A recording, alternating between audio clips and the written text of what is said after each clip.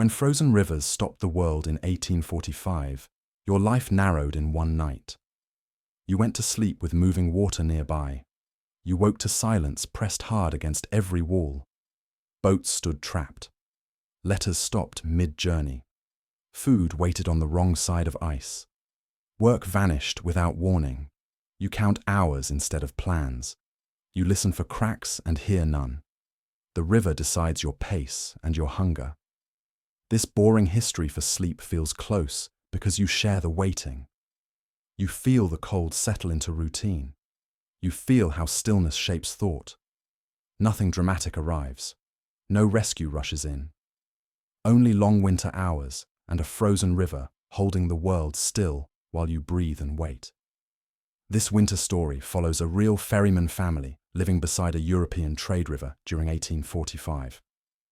The father worked the crossing. The mother kept accounts and saved letters. Their teenage son learned patience early.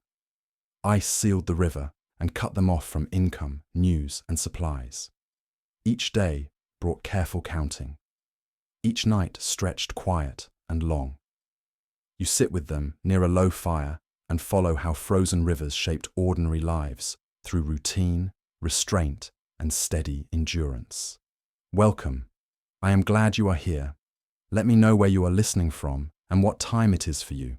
Pull the blanket closer, let your shoulders drop. Take a slow breath in. Let it leave soft and even. Stay still for a moment. If these calm winter histories help you rest, you are welcome to like the video, subscribe, and leave a comment. I enjoy reading them. Settle in and stay warm. Morning did not arrive with sound. You wake and feel it before any thought forms. The river had gone quiet. Too quiet. Silence pressed against the house and stayed. Johann Keller lay on his narrow bed and listened. Frost traced thick white lines along the window frame. Cold filled the room in a slow and steady way. The fire from the night before had burned low and left only a faint warmth near the hearth. He waited for the familiar sound of water moving beneath ice. It never came. He stayed still longer than usual.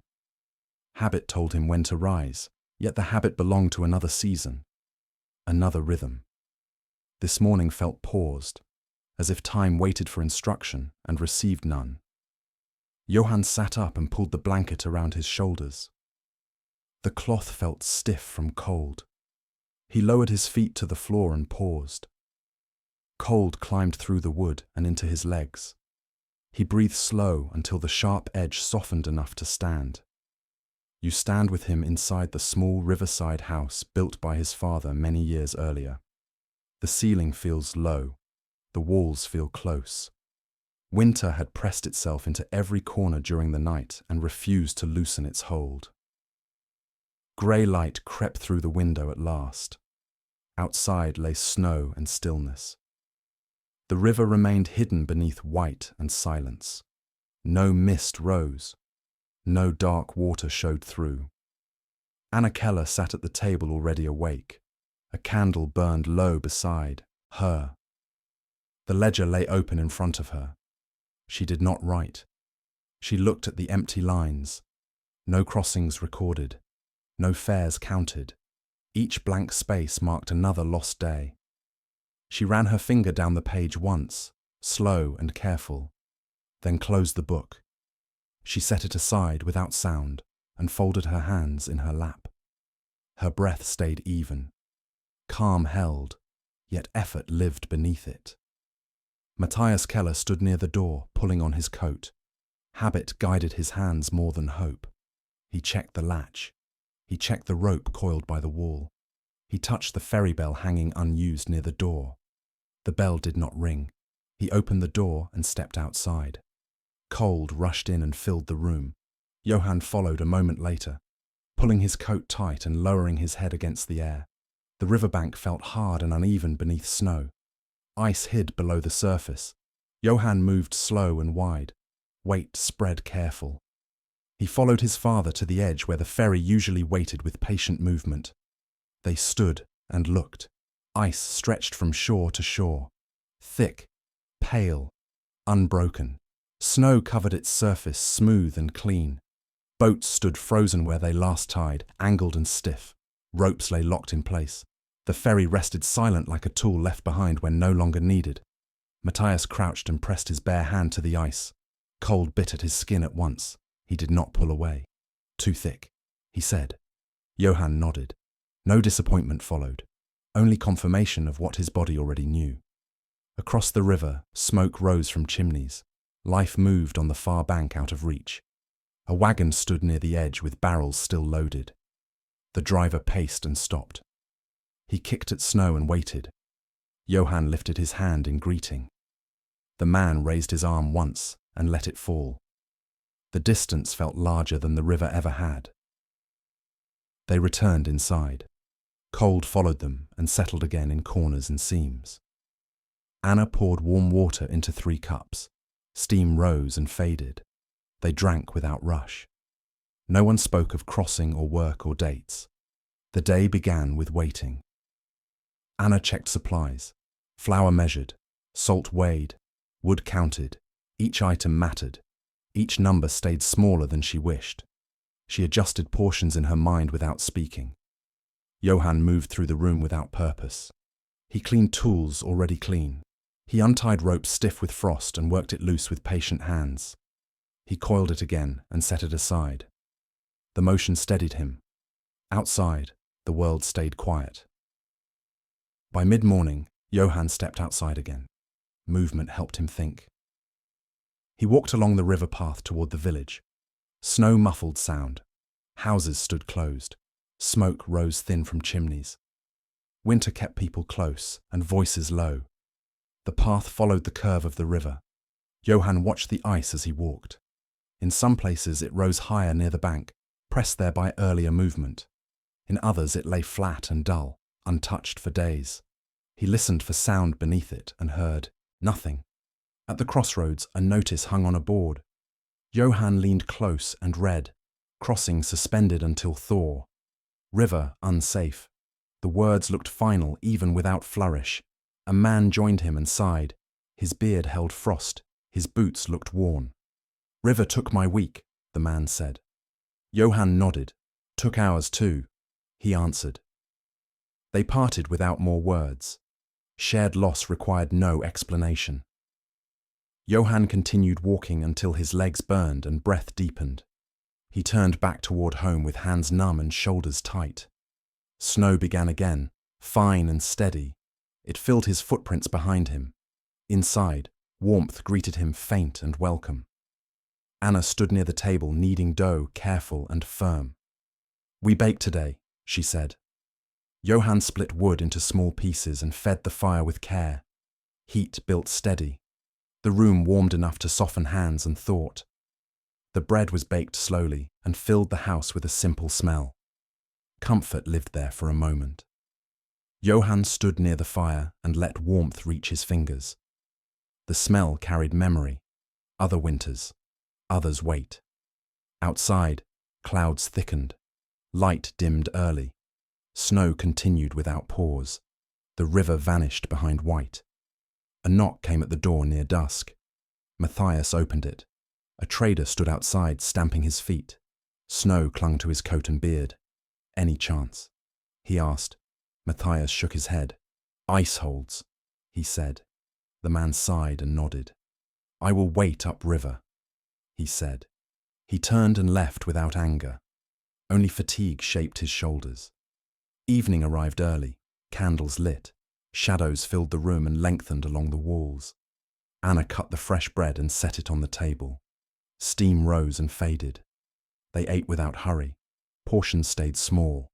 No one complained. Hunger waited, polite and patient. After the meal, Matthias sat and stared at the fire. "I ferried this river for 30 winters," he said. "Never seen it seal this fast." Anna rested her hand on his arm. "Winter decides," she said. No argument followed. Night settled heavy and quiet. Outside, the river stayed silent. No cracks, no movement. Only white and dark layered together. Johann lay on his bed and stared at the ceiling. You lie with him and feel the long night stretch. Waiting pressed against thought. Time felt thick and slow. measured by breath and ember glow. The cold returned near dawn. The fire burned low. The house breathed quiet and steady. The frozen river had stopped the world. The second morning arrived without relief. You wake and feel the same weight settle first, heavier now because it feels familiar. The frozen river still ruled the day before your eyes open. Johann Keller woke to grey light pressed flat against the window. Frost traced thicker lines than yesterday, spreading across the glass like careful work done overnight. Cold lived deeper in the room. The fire had held through the night, yet warmth thinned by morning. He lay still and listened. No sound came from outside. No call, no movement. Only the slow breath of the house answered him. Silence had become a sound of its own. Johann sat up and wrapped the blanket tight around his shoulders. Cloth felt dry and stiff. He lowered his feet to the floor and paused. Cold rose through wood and skin and stayed longer than before. He waited until his breath slowed and his legs answered, then stood. You stand with him and sense how the house feels smaller today. Winter had settled deeper. Walls felt closer. Air felt heavier. Anna Keller already stood near the table. She poured water into a pot and set it near the fire. Her movements stayed smooth and measured. She did not rush. Rushing wasted warmth. The ledger lay closed beside her now. She did not open it. No need. The page would look the same. Matthias Keller crouched near the hearth, feeding the fire with a narrow piece of wood. He watched the flame rise and settle. He waited until heat returned to his hands before standing. They ate in quiet. Bread cut thinner than yesterday. Soup stretched with care. No one spoke of hunger. No one needed to. After eating, Matthias pulled on his coat again. Habit still guided his hands.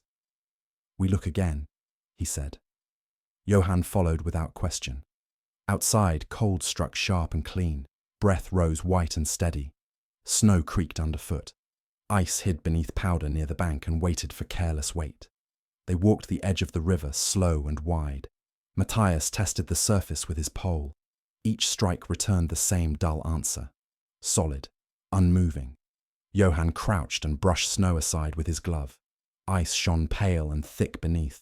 Cracks lay sealed. No water showed through. The river held firm. Across the river, fewer people waited than the day before. Some had turned back upriver. Others paced slow and stopped. A wagon stood near the far bank, barrels still loaded. Snow gathered along its wheels. No one touched it. They stood and watched for a long moment. Nothing changed. Back inside, Anna folded cloth and checked supplies again.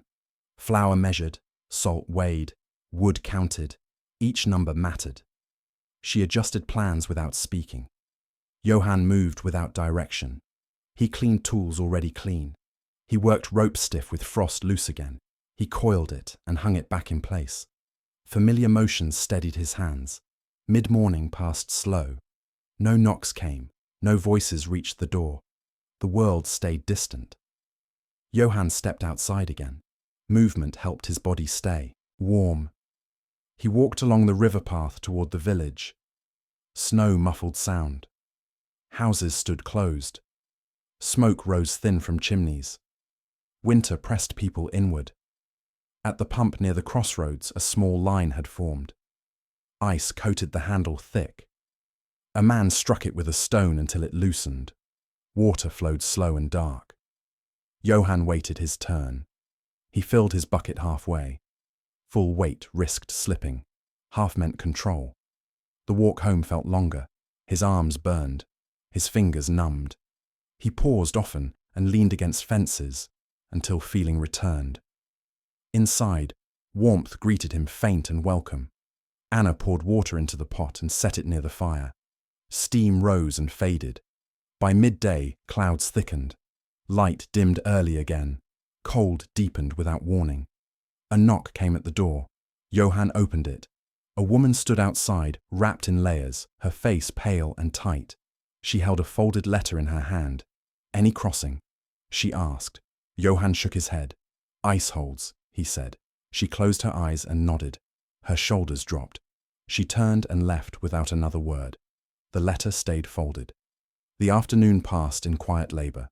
Anna mended worn cloth near the window. The needle moved steady. Johann split wood into smaller pieces.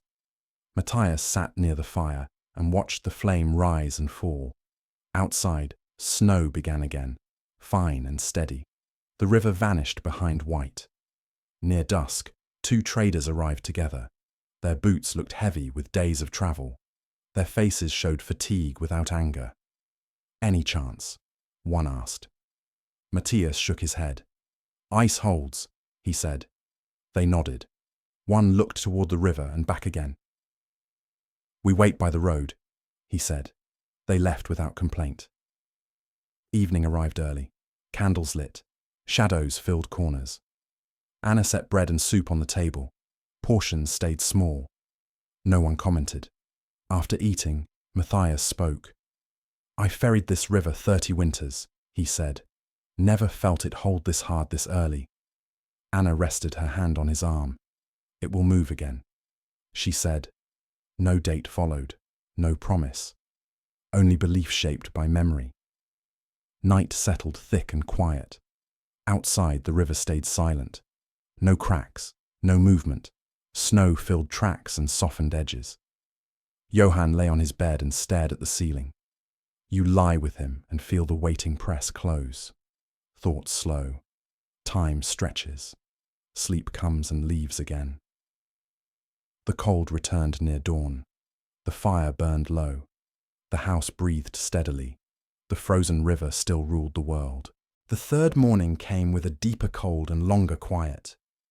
You wake and feel it settle before thought. The frozen river had not shifted. Waiting had become routine. Johann Keller opened his eyes to a dim grey room. Light pressed through the window without warmth. Frost had crept farther across the glass during the night. The fire held only a faint glow beneath ash. Cold lived closer now, inside breath and bone. He stayed still and listened. Silence answered him again. No sound from the river, no distant call, only the slow settling of the house. He sat up and wrapped the blanket close. The clothes felt stiff and dry. He lowered his feet to the floor and paused. The cold rose slowly and steadily. He breathed until the sharp edge eased, then stood. You stand with him and feel how the house no longer feels temporary. It feels sealed. Winter had claimed it fully. Anna Keller stood near the table before dawn. She had already portioned flour into smaller measures.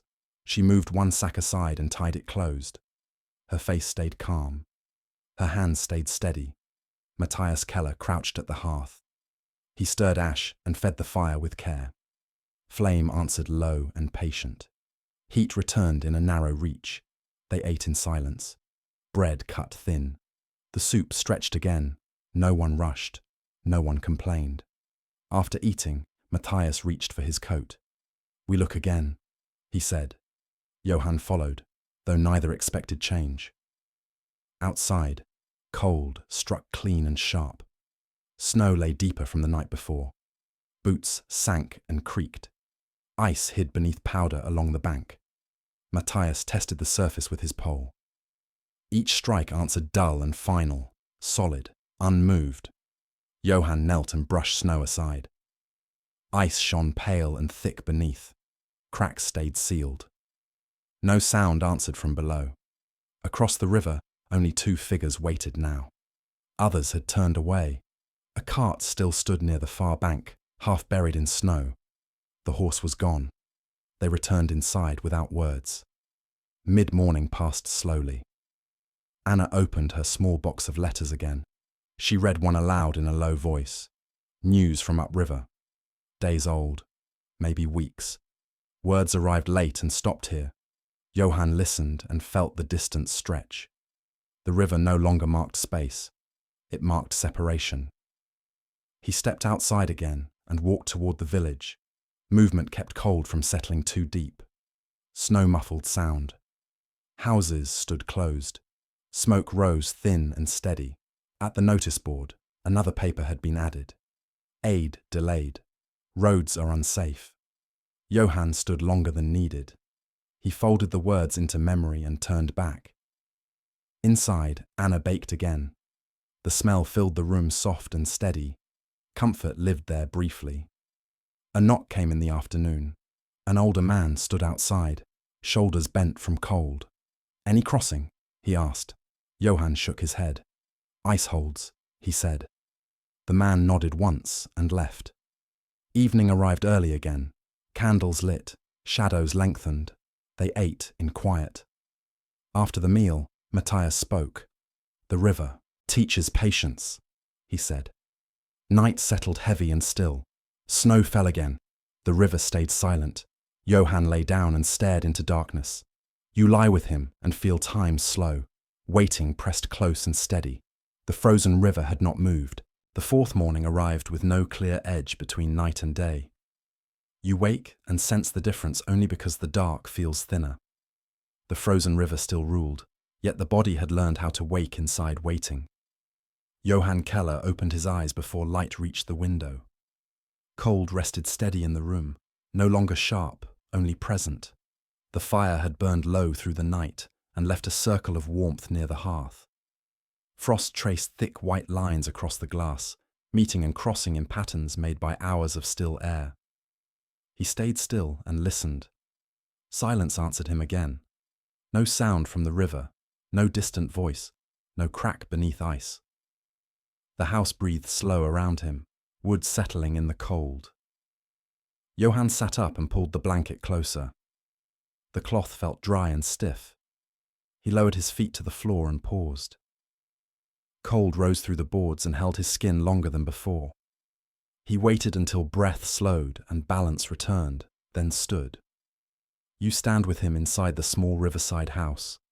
The space feels familiar now in a different way. Winter no longer feels like a visitor. It feels like a resident who has unpacked and settled. Anna Keller stood at the table, already awake. She moved flour from one sack into another, measuring with care. Each portion grew smaller. Her face stayed calm. Her hands stayed steady. She worked without hurry and without pause. The ledger sat closed near the wall. She no longer opened it each morning. Empty pages did not change. Matthias Keller crouched by the hearth. He stirred ash aside and searched for glow beneath. A faint red answered him. He fed it a thin piece of wood and waited. Flame rose slow and narrow. Heat returned in a small circle. They ate in quiet. Bread cut thin again. Soup stretched further with water. Hunger stayed near but polite. No one spoke of it. After eating, Matthias reached for his coat out of habit. "We look again," he said. Johann followed, though neither expected change. Outside, the air felt heavier than the days before. Snow lay deep and clean. Their boots sank and creaked. Ice hid beneath powder along the bank. They moved slow and wide, weight spread with care learned through repetition. At the edge, Matthias tested the surface with his pole. Each strike returned the same dull sound, solid, unmoving. Johann knelt and brushed snow aside with his glove. Ice shone pale and thick beneath. Cracks lay sealed and quiet. No water showed through. The river stayed locked from shore to shore. Across the river, no one waited now. The far bank stood empty. A wagon still rested near the edge, half buried. Snow filled its bed. Time had stopped there and moved on everywhere else. They stood longer than needed. Nothing changed. They returned inside. Anna continued sorting supplies without pause. She tied smaller bundles of flour and stacked them closer to the wall. She checked the woodpile and moved the thinnest pieces forward. She adjusted plans without words.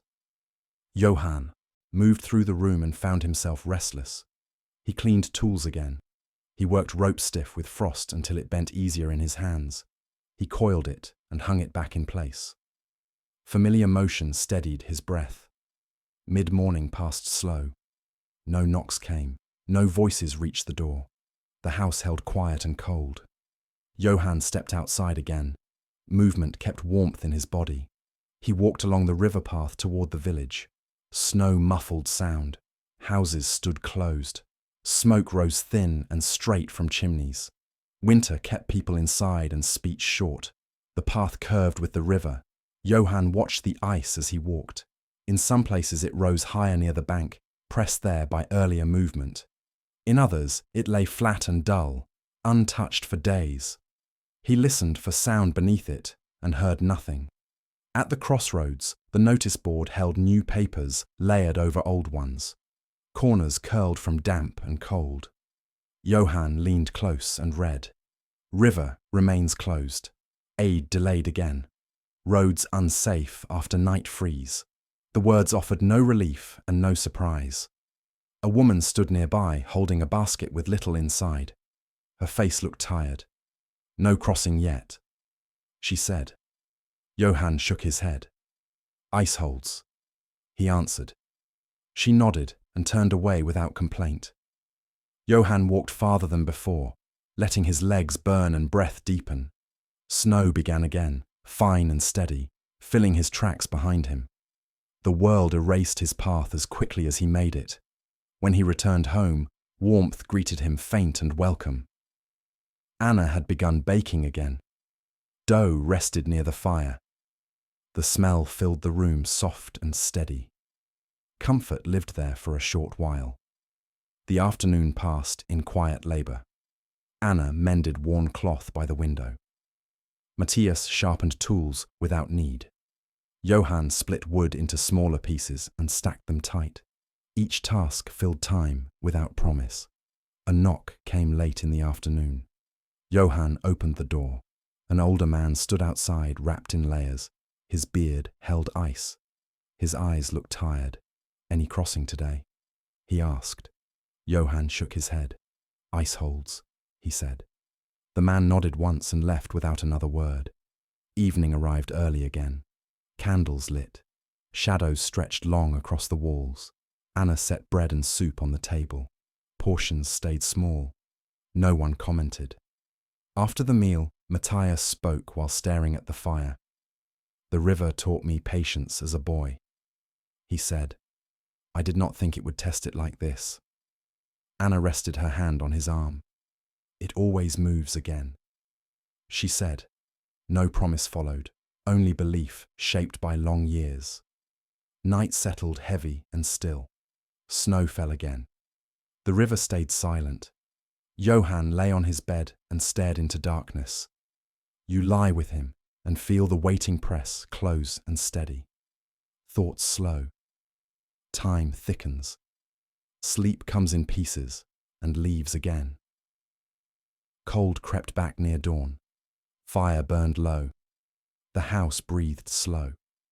The frozen river still held the world. The fifth morning arrived with a change so small it almost went unnoticed.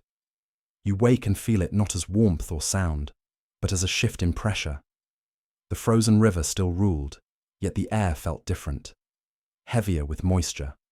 Softer around the edges.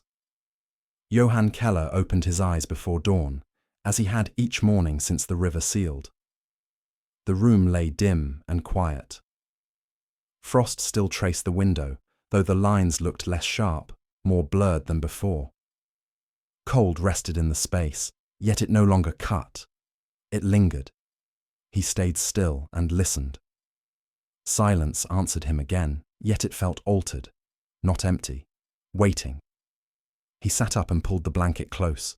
The cloth felt less stiff than it had days earlier. He lowered his feet to the floor and paused. Cold rose through the boards, slower now, dull instead of sharp. He breathed until balance settled, then stood. You stand with him and sense how routine has shaped his body. Movements hold no hesitation. Waiting had taught its own rhythm. Anna Keller stood near the table before the first light. She had begun her work early again. Today she sorted supplies without dividing them further. She checked the flour sack and retired it. She counted wood and nodded once. Her face stayed calm. Her eyes looked tired, yet steady. The ledger remained closed and untouched near the wall. It had become an object of another season. Matthias Keller crouched by the hearth. He stirred ash aside and searched for glow. It answered quicker than before. He fed it a thin piece of wood and watched the flame rise with less effort. Heat returned faster today. They ate together without speaking much. Bread cut thin, though not thinner than yesterday. Soup stretched again, yet it felt warmer. Small differences mattered now. After eating, Matthias reached for his coat.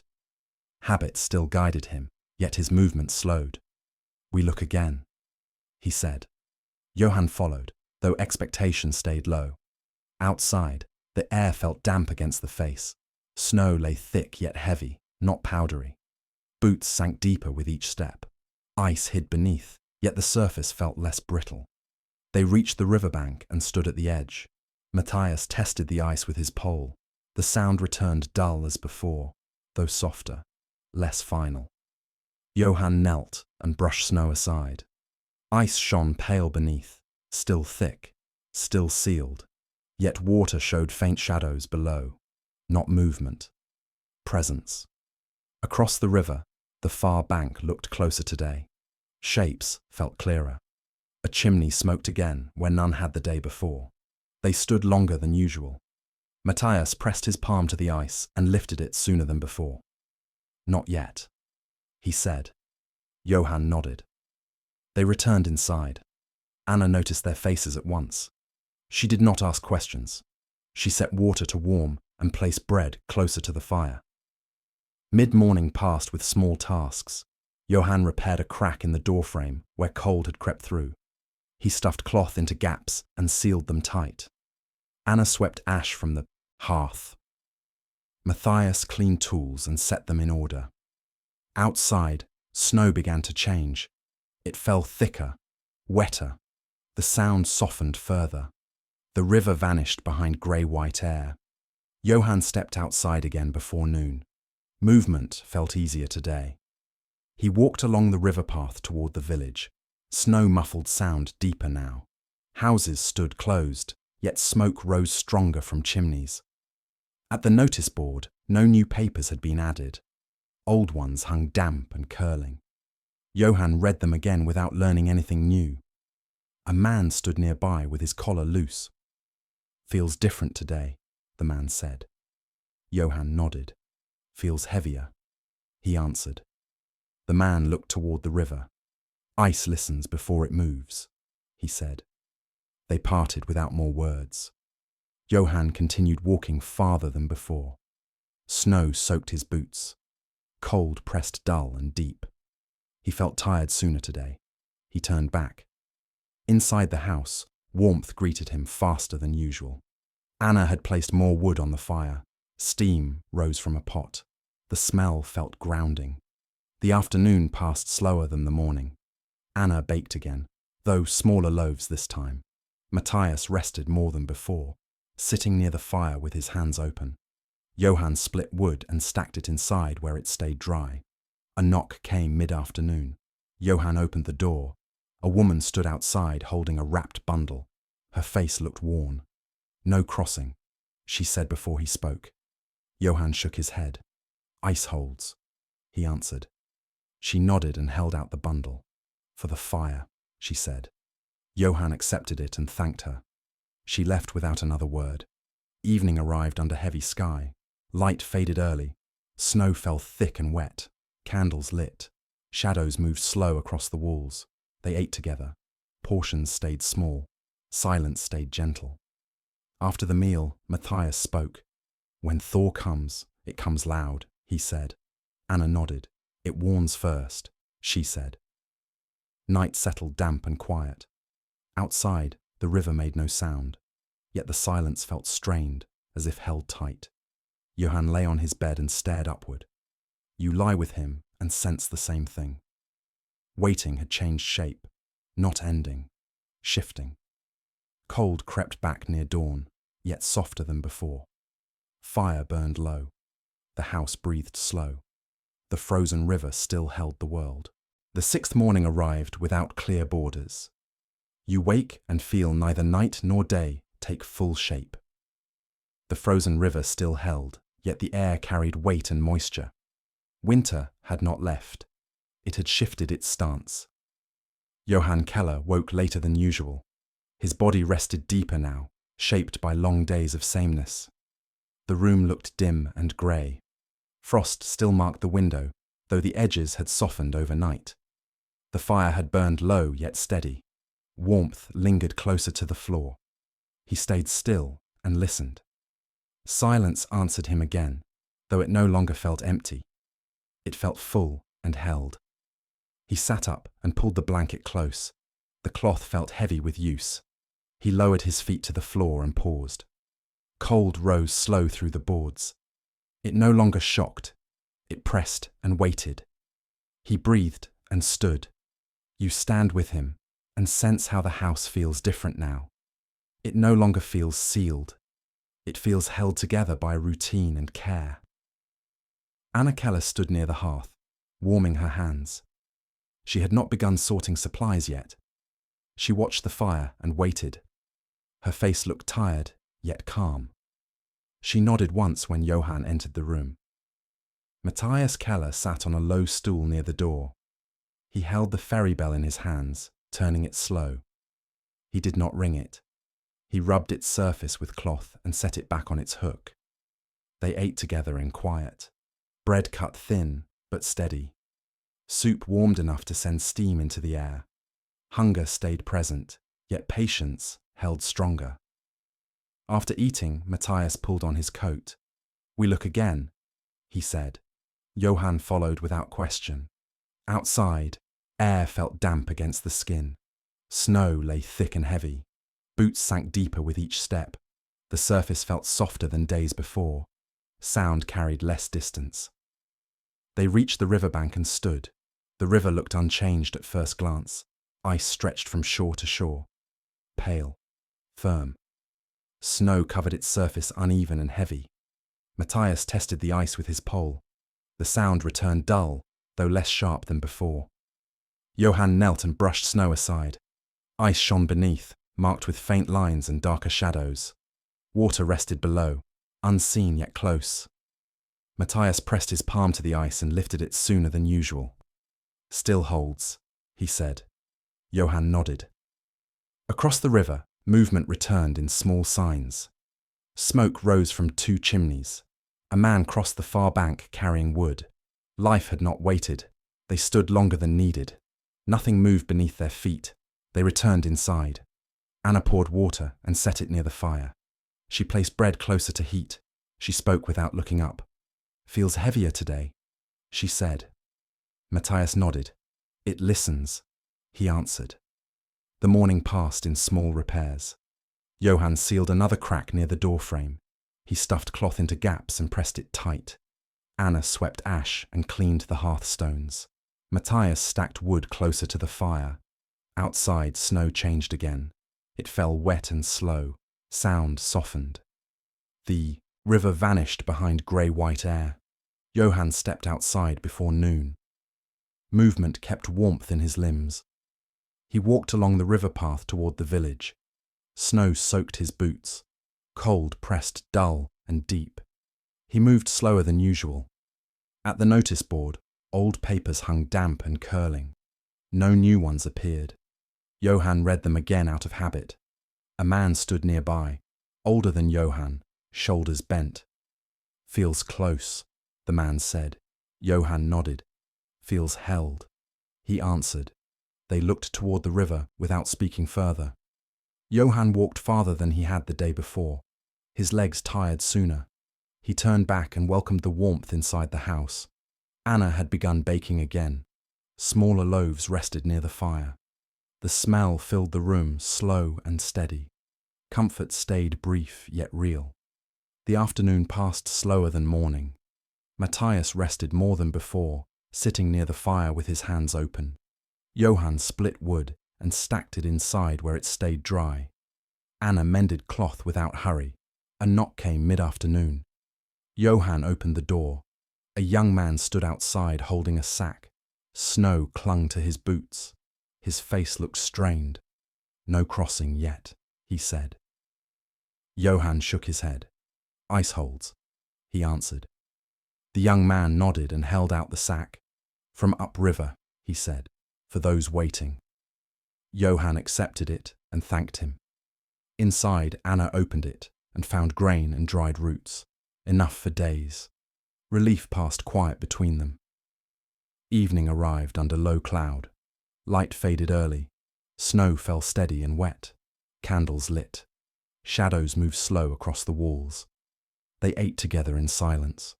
Portions stayed small. Warmth stayed close. After the meal, Matthias spoke. "The river breaks loud when it breaks," he said. Anna nodded. "It never leaves quiet," she said. Night settled damp and still. Outside, no sound rose from the river. Yet silence felt tight, drawn thin. Johann lay on his bed and stared upward.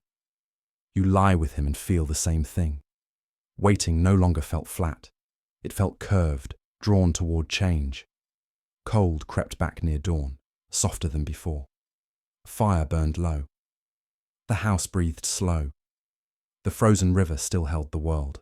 The seventh morning arrived with a sound you had not heard for days. Not water, not breaking ice. A drip. Slow. Irregular. You wake and notice it before you understand it. Something had begun to loosen. Johann Keller opened his eyes and stayed still. The room lay dim and grey. Frost still traced the window, yet gaps appeared where glass showed through clear and wet. The fire had burned low through the night, though warmth lingered closer to the floor than before. Drip. The sound came again, from the roof edge, from melting snow. Johann sat up slowly and listened. Silence still ruled the river, yet the house spoke now. Wood shifted with moisture. Air felt heavier. Damp replaced sharp cold. He pulled the blanket closer and lowered his feet to the floor. Cold rose through the boards, though it felt slower, softer. He stood without waiting long. You stand with him and feel it too. Winter still stayed, yet its grip had changed. It no longer clenched. It rested. Anna Keller stood near the window, her shawl loose around her shoulders. She watched the glass without moving. A thin trail of water slid downward where frost had thinned. She turned when Johann entered. "Snow settles heavier now," she said. Matthias Keller sat near the hearth tying rope loose and slow. He paused when he heard the drip. "That sound returns before movement," he said. They ate together in quiet. Bread felt softer. Soup warmed faster. Steam filled the air and stayed longer. Small differences marked the morning. After eating, Matthias pulled on his coat. "We look again," he said. Johann followed. Outside, air pressed damp against the face. Snow lay heavy and wet. Boots sank deeper than before. The surface felt uneven. Sound carried less distance. They reached the riverbank and stood. The river looked unchanged at first glance. Ice stretched across its width. Snow lay thick atop it. Yet closer inspection showed change. Dark lines traced beneath the surface. Not cracks. Shadows. Water pressed close. Matthias tested the ice with his pole. The sound returned dull, though not as final as before. Johann knelt and brushed snow aside. Ice shone beneath, marked with faint lines and wet sheen. Matthias pressed his palm to the ice and pulled back quick. "It sweats," he said. Johann nodded. Across the river, movement returned. A man stood near the far bank watching the surface. Smoke rose from chimneys heavier now. The distance felt shorter. They stood longer than needed. The river did not answer. They returned inside. Anna set water near the fire and placed bread closer to heat. She did not ask questions. She felt the shift without words. The morning passed with careful work. Johann repaired loose boards near the door. He lifted damp cloth and replaced it with dry. Anna moved supplies higher where water would not reach. Matthias stacked wood away from the wall. Outside, snow slid from rooftops in heavy sheets. The sound carried dull and slow. Johann stepped outside before noon. Movement kept his body warm. He walked toward the village along the river path. Snow soaked his boots. Water pooled beneath the surface. He stepped wide and careful. At the notice board, old papers sagged damp and curling. No new ones appeared. A small group stood nearby watching the river instead. "Feels close," one man said. Johann nodded. "Feels awake," he answered. They stood without speaking further. Johann walked farther than before. Water seeped into his boots. Cold pressed dull and deep. He turned back sooner than usual.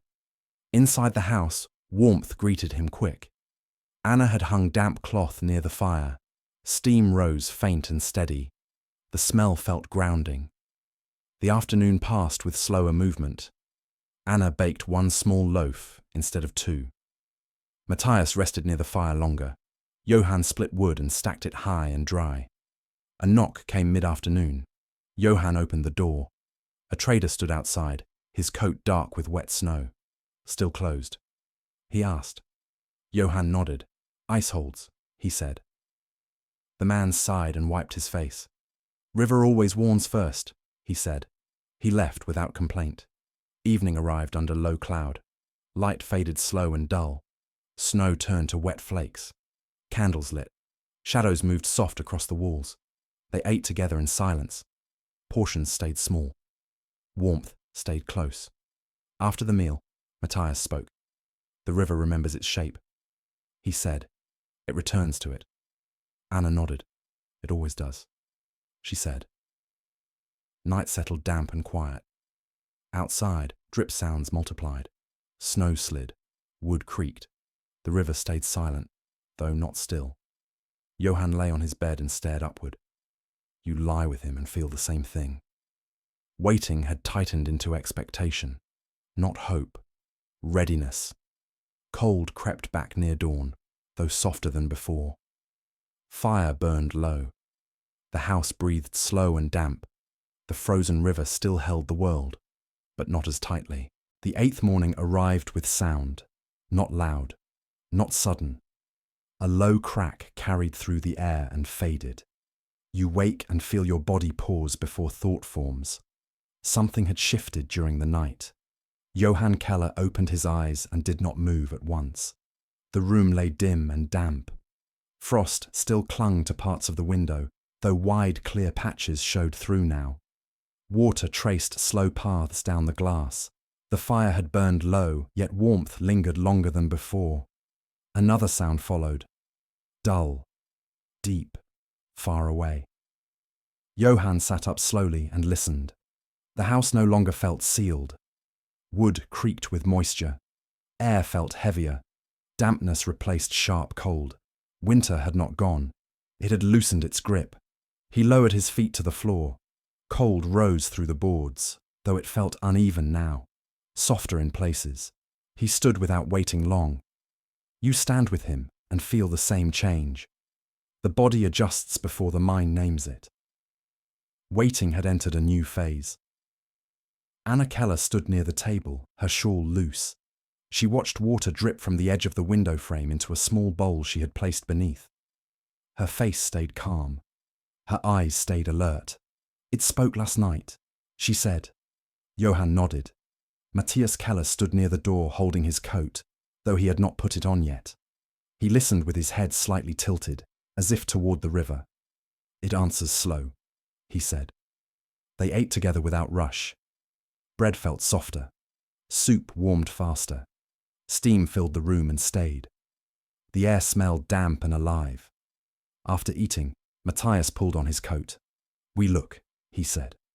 Johann followed at once. Outside, air pressed damp against the face. Snow lay heavy and broken. Footsteps sank and slipped. Water pooled beneath the surface.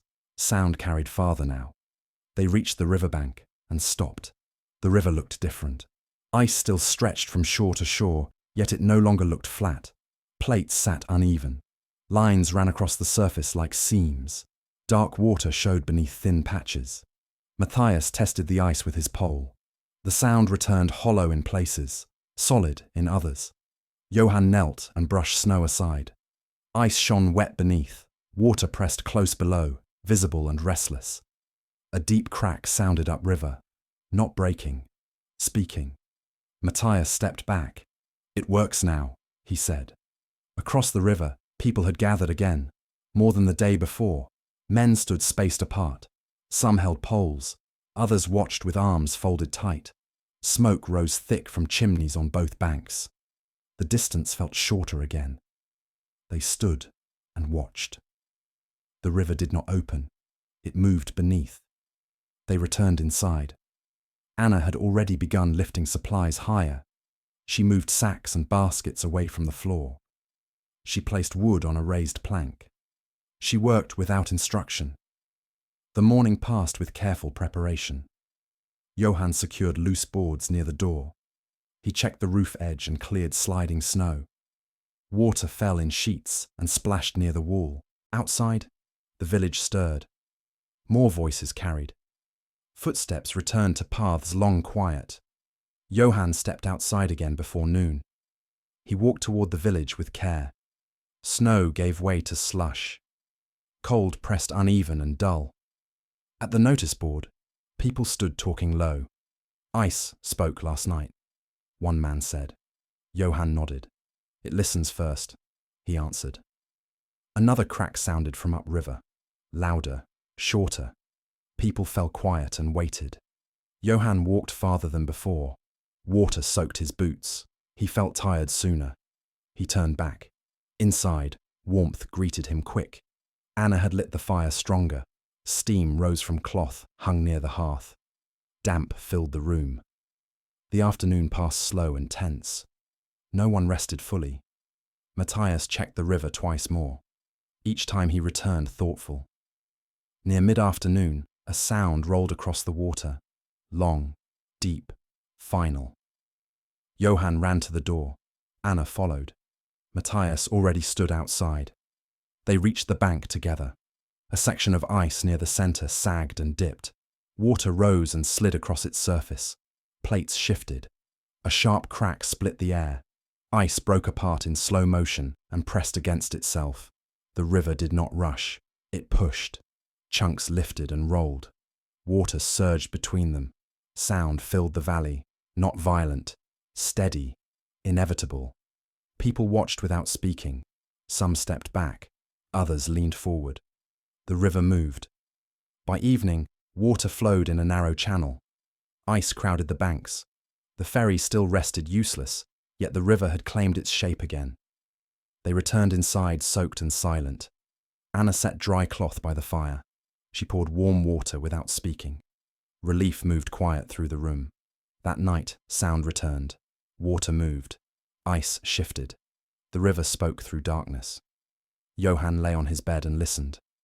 You lie with him and feel it too. Waiting had broken into movement.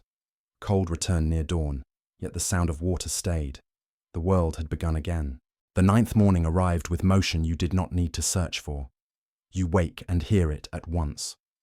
Water. Slow. Continuous. The sound moved through the walls and settled into the room like breath. Johann Keller opened his eyes and did not rush to sit up. He listened.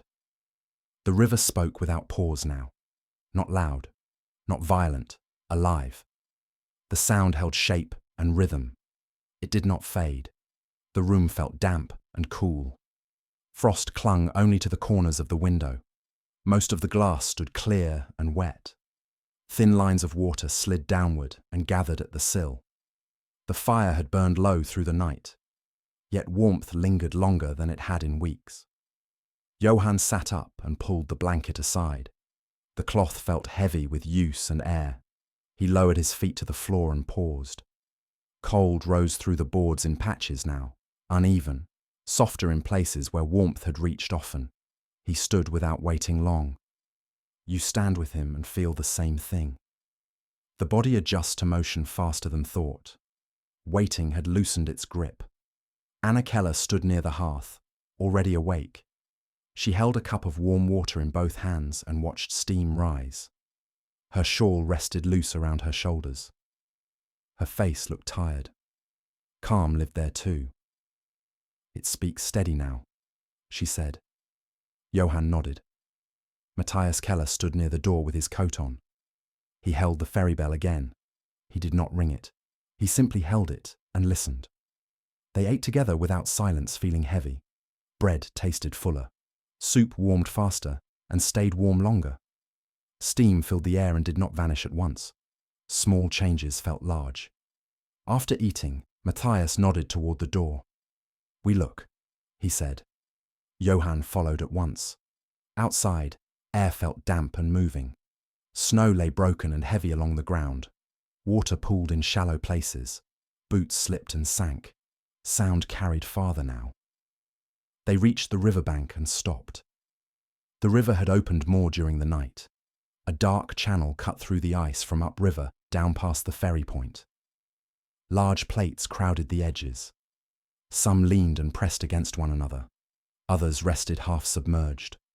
Water moved between them without force. Steady. Certain. Johann watched the surface. He watched ice rotate slow and bump soft against the bank. He watched water slide and pull without sound breaking its rhythm. Matthias tested the edge with his pole. He did not strike hard. The ice shifted under pressure and answered hollow. "Not today," he said. Johann nodded. Across the river, people stood again. More than the day before. Some spoke in low voices. Others watched without moving. Smoke rose thick from chimneys on both banks. The distance felt smaller now. They stood longer than they had in days. The river continued its work without regard. They returned inside. Anna had already moved most supplies higher. She stacked baskets on benches. She tied sacks and hung them from hooks.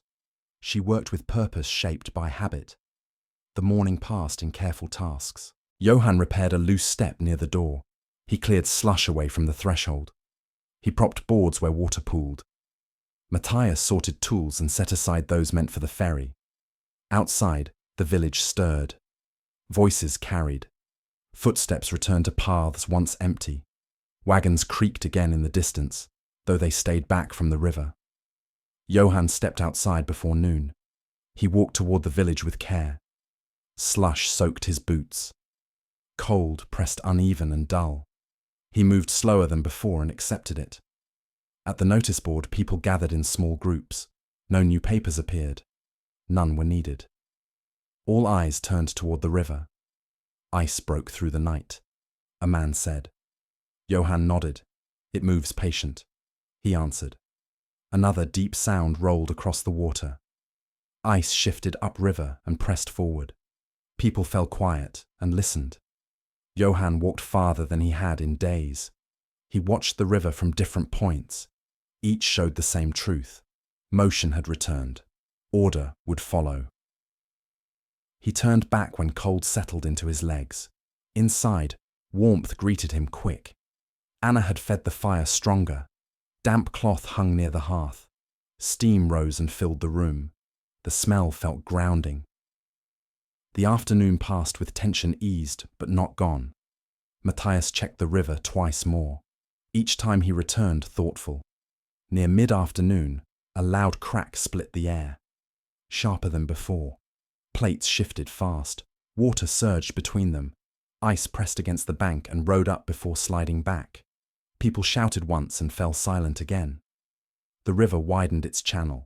By evening, water flowed clear through the center. Ice crowded the sides.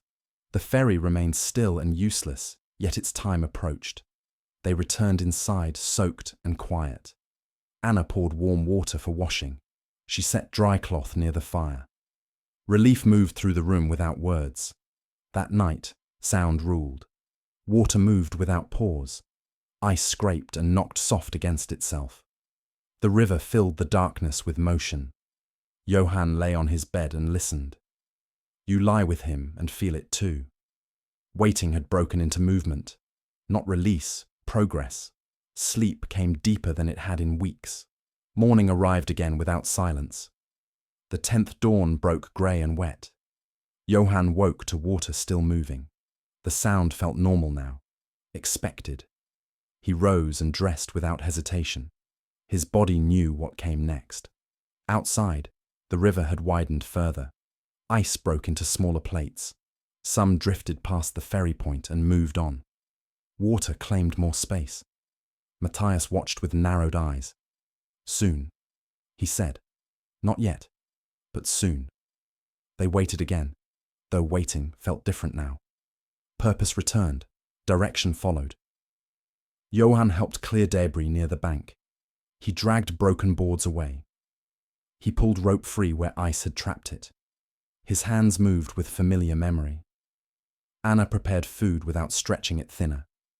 She baked fuller loaves. She did not speak of it. The day passed with steady work. People gathered and spoke of plans. Wagons rolled closer. Boats upriver shifted and tested their lines. By evening, the river flowed wide and free through the center. Ice lined the banks like remnants left behind. The ferry bell stayed silent.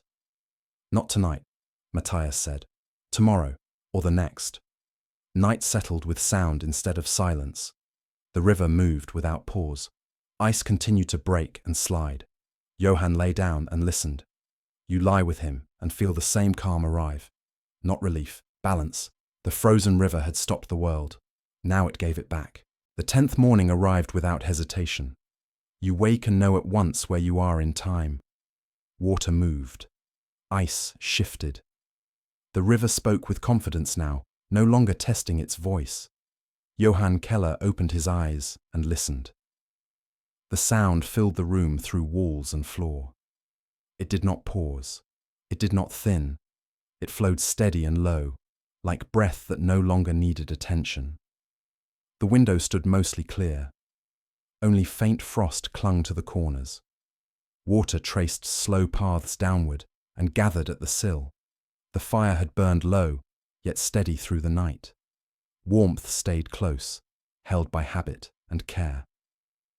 Johann sat up and stretched his hands. The air felt damp and cool, yet not biting. He lowered his feet to the floor. Cold rose uneven and mild. He stood without waiting. You stand with him and feel readiness replace routine. Waiting had shaped him. Movement shaped him again. Anna Keller stood near the table slicing bread. Thicker slices today. Not large, not thin, measured with quiet intent. Her face looked tired. Calm still lived there. Relief did not rush in. It rested. Matthias Keller stood near the door fully dressed. He held the ferry rope in his hands and tested its weight. He nodded once to himself. They ate together without silence feeling heavy. Soup warmed fast. Bread filled more space on the plate.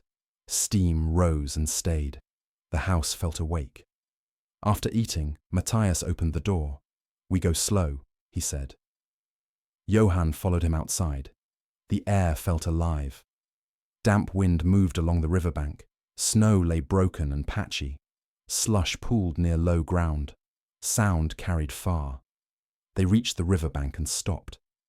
The river flowed wide through the center now. Dark water moved steady and sure. Ice crowded the banks in thick piles. Large plates leaned and scraped soft against each other. Smaller pieces drifted past and moved on. Johann watched the current. He watched how it pulled, how it turned, how it carried ice without struggle. Matthias tested the edge with his pole. He did not strike. He pressed and waited. Ice shifted and answered hollow. Still too much, he said. Johann nodded. Across the river, wagons had rolled closer again. Drivers stood ready but patient. Horses stamped and breathed clouds into the air. People spoke in low voices. Plans returned, though held loose. They stood and watched. The river did not hurry. They returned inside. Anna had already begun preparing the house for movement. She cleared the entry space. She set dry cloth ready. She tied sacks and placed them near the door. The morning passed in steady work. Johann cleared debris from the bank. He dragged broken boards and old ice hooks away from the waterline. He freed rope where ice had trapped it and laid it straight in the sunless light. Matthias checked the ferry lines and pulleys. He moved slow and careful. He spoke to the tools with his hands. Outside, the village stirred fully now. Voices carried clear. Wagons rolled and stopped. People gathered in clusters and watched the river instead of notices. Johann stepped away and walked along the bank toward the village centre. Slush soaked his boots. Cold pressed dull and deep. He moved slower and accepted it. Near the notice board, people spoke of tomorrow. Some spoke of later today. No one argued. All eyes turned back toward the water. It gives it back piece by piece, an older man said. Johann nodded. It keeps its order. He answered. A loud scrape sounded from upriver. Ice shifted and pressed against the bank. Water surged around it and moved on. Johann returned home. Inside, warmth greeted him quick. Anna had fed the fire stronger again. Damp cloth hung near the hearth. Steam filled the room and settled into the beams. The afternoon passed with careful readiness. Matthias checked the river again and again. Each time he returned closer to decision. Johann stayed near the bank and watched the current change shape as ice cleared. Near mid-afternoon, a wide section near the ferry point opened fully. Water flowed clean through it. Ice pressed to the sides and stayed. Matthias stood still for a long time. Tomorrow, he said. Johann felt the words settle. Not today, but soon. Evening arrived under low cloud. Light faded slow and soft. Candles lit. Shadows moved calm across the walls. They ate together with measured quiet. Portions felt fuller. No one spoke of it. After the meal, Matthias cleaned the ferry bell again. He hung it on its hook and stepped back. Tomorrow, he repeated. Night settled with sound instead of silence. Water moved steady. Ice scraped soft against itself and drifted away. Johann lay on his bed and listened. You lie with him and feel the same calm arrive. Not excitement. Readiness. Sleep came deep. The next morning rose grey and damp. Johann woke to the same sound, water moving, ice shifting. He dressed and stepped outside at once. The river had changed again overnight. The channel widened further. Ice lined the banks thick and quiet. The ferry point stood clear. Matthias stood already near the edge. We test, he said. They moved together. Matthias stepped onto the ferry and tested its weight. It rocked once and settled. Johann held the rope firm. Water moved beneath them. Not fast, not slow. Right. Matthias nodded. Not yet crossing, he said, but it floats.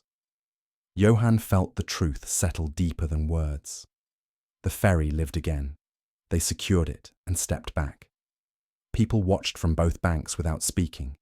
Anna stood near the door and watched them return. She did not smile. She nodded once. The day passed with quiet preparation. Rope checked, boards secured, lines set. No crossing happened, yet no one left. The river had returned. Johann lay down that night and listened to water move steady and sure. You lie with him and feel the same thing. The world had stopped. Now it stood up again. The 11th morning arrived with purpose. You wake and do not lie still.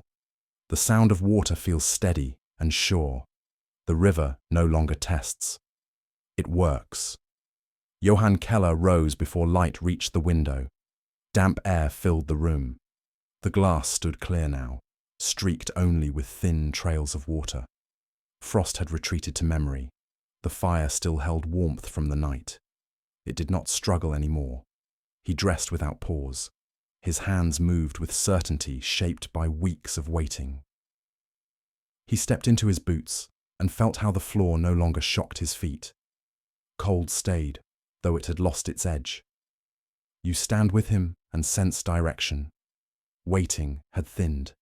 Purpose took its place. Anna Keller stood at the table tying a cloth bundle.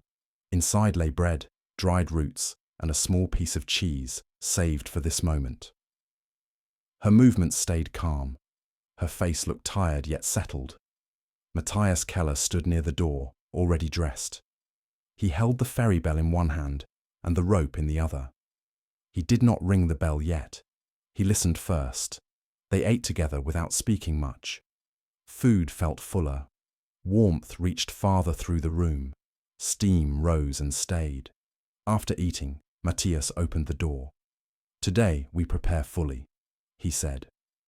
Johann stepped outside with him. The riverbank looked changed.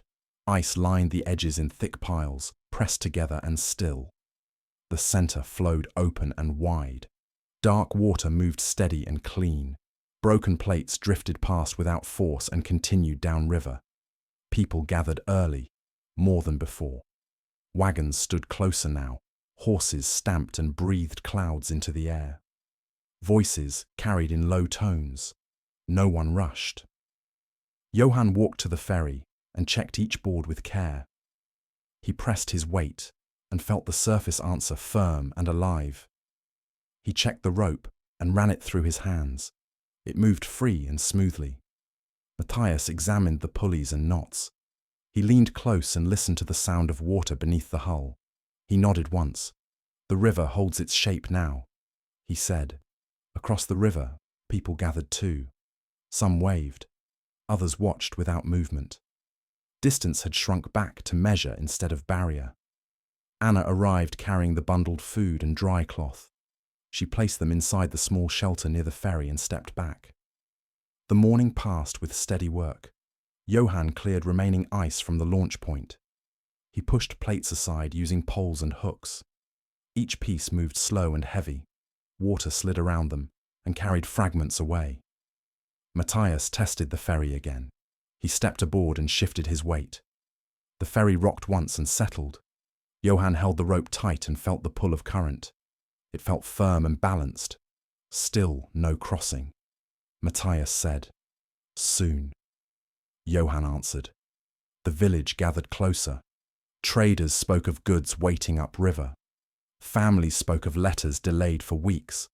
A woman held a small parcel and kept her eyes on the ferry. By midday, the river widened further. Ice along. The banks pressed tight and stopped moving. The channel ran clean from bend to bend. Matthias stood still for a long time and watched the current. "We cross light first," he said. Johann felt the words settle deep. The ferry bell rang once. Soft. Clear. Sound carried across the water and returned. People fell quiet. Matthias stepped onto the ferry and nodded to Johann. Johann stepped aboard with him. The ferry rocked and steadied. No cargo, no wagon, only the weight of two men and rope. Johann pulled the rope and felt resistance give way to motion. The ferry moved out slowly and controlled. Water pressed against its side and slid past. Ice remained at the edges and did not interfere. You stand with them and feel the crossing begin. Not dramatic. Measured. Careful. Halfway across, the ferry stayed true. Rope held firm. The current is guided without force. People watched without sound. The ferry reached the far bank and settled against it. Matthias stepped off and tested the footing. He nodded. "Safe," he said. Johann secured the rope and stepped off after him. The ferry rested steady. The first crossing ended without celebration. Only breath released. They crossed back the same way. The ferry returned with the same calm motion. The water moved, ice stayed. When they stepped onto the nearby bank again, Anna stood waiting. She met Johann's eyes and nodded once. The river opened. She said, "Yes," Johann answered. The rest of the day followed with careful rhythm. Light cargo crossed first, small parcels, letters, a sack of grain. Each trip went slow and even. The ferry answered every movement without protest. Johann felt strength return to his arms through use. Matthias guided each crossing with focus, shaped by years of memory. By afternoon, wagons moved closer. Horses waited. Drivers spoke with restraint. "Not yet," Matthias said. "Tomorrow, for heavy loads." No one argued. As evening approached, the sky stayed low and grey. Light faded slowly. The river continued its steady motion. Ice stayed pressed to the banks like remnants left behind. The final crossing of the day carried a woman and her child. They stood quiet and still. The child watched the water with wide eyes. The ferry moved gently and surely. When they reached the far bank, the woman bowed her head once. "Thank you," she said, Johann nodded. That night the ferry was secured tight, rope tied, boards checked, tools stored. Inside the house, warmth filled the space deeper than before. Anna prepared a fuller meal, bread cut thick enough to feel. Soup held more substance. They ate together in calm silence. After the meal, Matthias spoke. "Tomorrow the river works for us again," he said. Anna nodded. "And we work with it," she answered. Night settled with the sound of water moving steadily and unbroken. No silence pressed against the walls anymore. Johann lay on his bed and listened. You lie with him and feel a balanced return. Not relief, stability. Sleep came full and deep. Morning arrived grey and damp. Again. Johann rose and dressed with purpose. Outside, the ferry waited ready. Wagons lined the bank. Horses stamped and breathed. People spoke low and hopeful. The river flowed wide and clean. The world had stopped. Now it has moved forward again. The 12th morning arrived without urgency, yet with direction. You wake and do not rush. The sound of water feels settled now, woven into the background of the house. The river no longer demands attention. It offers rhythm. Johann Keller rose before dawn, though his body felt rested in a way it had not for many weeks. The room held warmth deeper than before. The fire from the night still breathed low and steady. The windows stood clear. No frost returned, only damp glass and faint light. He dressed slowly and carefully. Purpose no longer pushed him. It guided him. His boots felt familiar again. The floor felt firm and forgiving. You stand with him and feel steadiness return. Not relief. Grounding. Anna Keller already moved in the kitchen space. She prepared bread thicker than before and wrapped it in cloth. She poured water into the pot without measuring too closely. Supplies no longer required strict division. Care remained, yet fear had eased. Matthias Keller stood near the door, adjusting his coat. The ferry bell hung on its hook. It no longer felt ceremonial.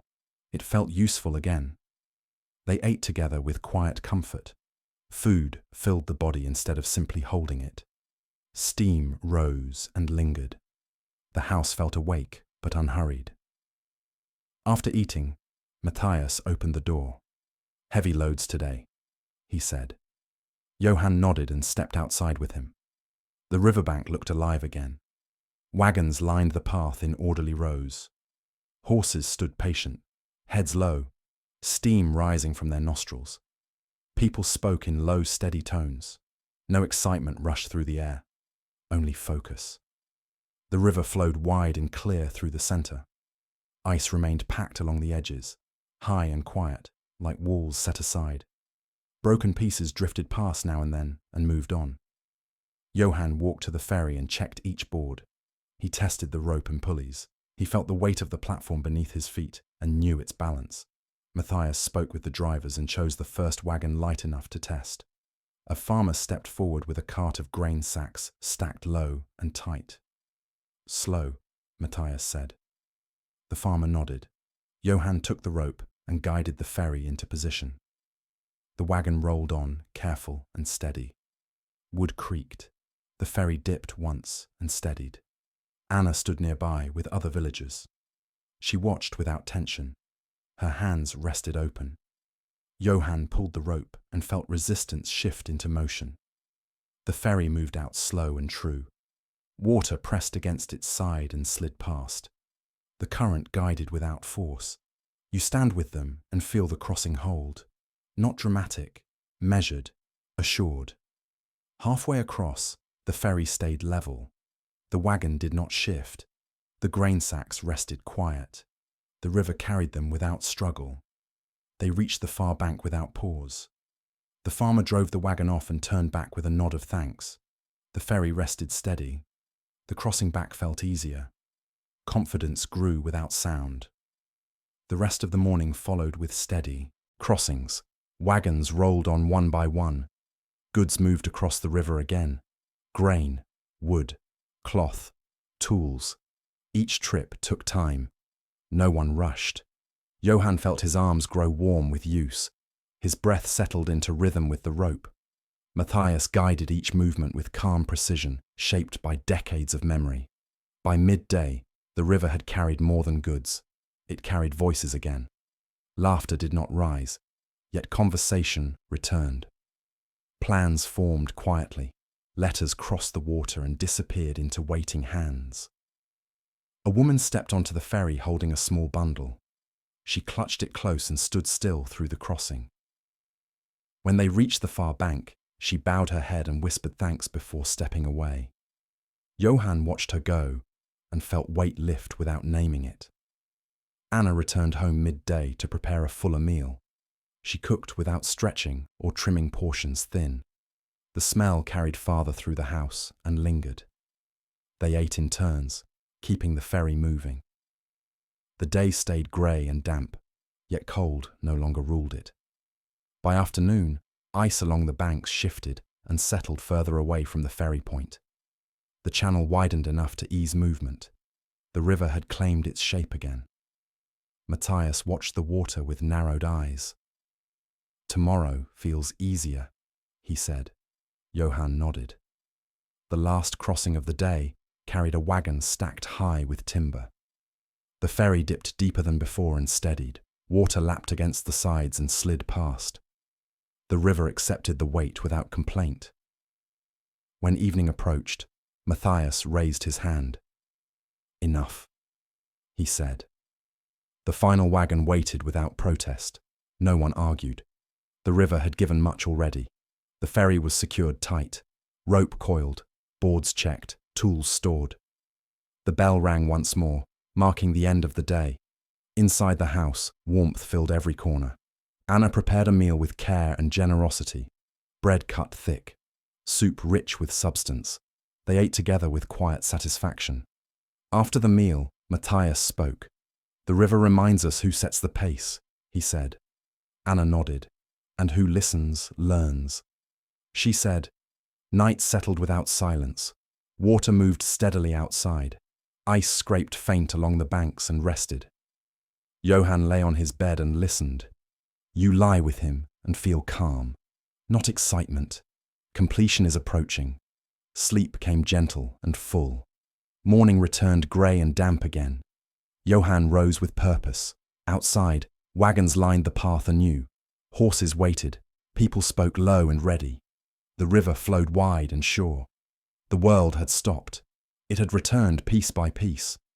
Now it held steady again. The 13th morning arrived without novelty, and because of that, it felt complete. You wake and do not search for signs. You already know the river will be moving. The sound has become part of the day again, as ordinary and steady as breath. Johann Keller opened his eyes before dawn, though his body no longer felt pulled awake by worry. The room held warmth deep in the walls and floor. The fire from the night before still glowed low and patient. The window stood clear, showing only grey light and drifting mist rising from the river beyond. He lay still for a moment and listened. Water moved in a wide, even flow. Ice scraped faint along the banks and rested. No cracking, no testing, only motion. He rose and dressed with calm precision. Boots felt dry. The floor felt solid. Cold stayed present but respectful now, no longer sharp or demanding. You stand with him and feel how routine has returned without tension. Waiting had ended quietly, not with celebration, but with use. Anna Keller was already awake. She moved through the kitchen space preparing bread and porridge with unmeasured hands. She no longer counted portions in her mind. She still worked with care, but the care came from habit, not fear. She looked up as Johann entered and nodded once. "Full day," she said. Johann nodded back. Matthias Keller stood near the door, adjusting his coat. The ferry bell hung on its hook, no longer a symbol of waiting, only a tool for work. He picked it up and rang it once. The sound carried clean and sure across the river. They ate together without silence pressing in. Food filled the body. Steam filled the air. The house felt used again, not endured. Outside, the riverbank stood busy but calm. Wagons lined the path in steady order. Horses waited with heads low. People spoke in low tones, shaped by patience learned over weeks. The river flowed wide and clear through the center. Ice remained along the edges in high, quiet piles, pushed aside and forgotten. Broken pieces drifted past now and then and moved on without notice. Johann walked to the ferry and checked each board by habit. He ran the rope through his hands and felt how it moved smoothly and free. He stepped onto the platform and shifted his weight. The ferry answered him without protest. Matthias spoke with the drivers and chose the order of crossings. No one argued. The river set the pace. Everyone followed it. The first wagon rolled on, then the next. The ferry dipped and steadied each time. Water pressed against its sides and slid past. Each crossing felt the same, reliable, balanced. You stand with them and feel the work settle into rhythm. Not hurried, not strained, just steady. By mid-morning, letters crossed the river again in bundles. A young boy clutched one tight as he stepped onto the ferry. His eyes stayed on the water through the crossing. When they reached the far bank, he ran without looking back. Grain crossed, clothes crossed, tools crossed. The river carried everything without complaint. Johann felt warmth build in his arms through use. His breath matched the pull of the rope. His body remembered this work and welcomed it back. Anna returned home to prepare the midday meal and then came back to the river with others. She stood with hands folded and watched the ferry move. Her face stayed calm. Satisfaction lived there without display. By afternoon, the last of the ice near the ferry point had shifted farther downriver. The channel widened enough to ease every crossing. The river had taken back its shape fully. Matthias watched the water for a long moment. "This is its pace now," he said. Johann nodded. The work continued without interruption. Wagons crossed until the light began to thin. No one rushed to the end. When the final crossing of the day finished, Matthias raised his hand. "Enough," he said. The ferry was secured, rope coiled, boards checked, tools stored. The bell rang once more, marking closure rather than beginning. People drifted away without noise. Plans would resume tomorrow. Tonight, the work rested. Inside the house, warmth filled every corner.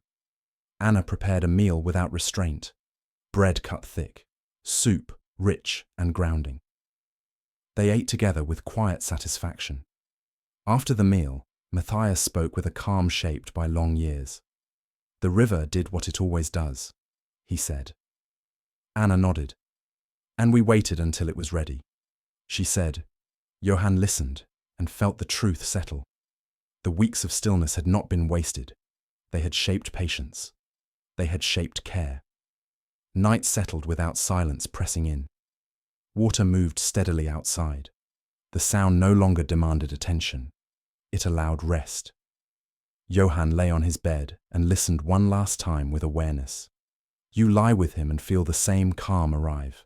Not relief, completion. Sleep came deep and even. Morning returned grey and mild. Johann rose and dressed without thought.